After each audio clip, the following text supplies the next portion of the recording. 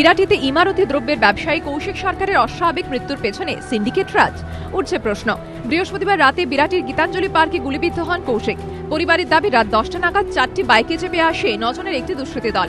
এরপর কৌশিককে বাড়ি থেকে ডেকে গুলি করা হয়। গুরুতর আহত অবস্থায় কৌশিককে বাইপাসের ধারের একটি বেসরকারি হাসপাতালে ভর্তি করা হয়। সেখানে রাতেই অপারেশনের সময় তার মৃত্যু হয়। স্থানীয় বাসিন্দাদের অভিযোগ, ইমারতি দ্রব্য নিয়ে এলাকায় দীর্ঘদিন ধরেই চলছে সিন্ডিকেট রাজ। মৃতের মায়ের দাবি, সিন্ডিকেট দৌরাত্মের বিরুদ্ধে সরব হওয়াতেই খুন হয়েছেন কৌশিক। ব্যবসা করতো, ইটের ব্যবসা।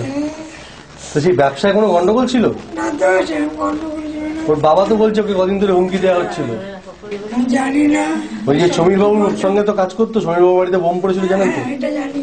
তারপরে ওকে তো তুইও যাস, বোম পড়েছে, দেখ, তুই সাবধানে থাকিস। এলাকার লোক তো খুবই ব্যাপারটা নিয়ে আতঙ্কিত, নাকি চিন্তিত হয়ে রয়েছে।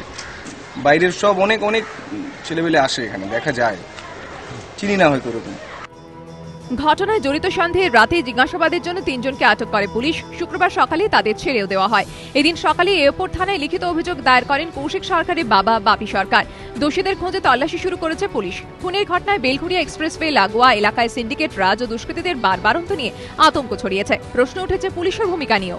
সমীরণ পালের রিপোর্ট, এবিপি আনন্দ, উত্তর 24 পরগনা।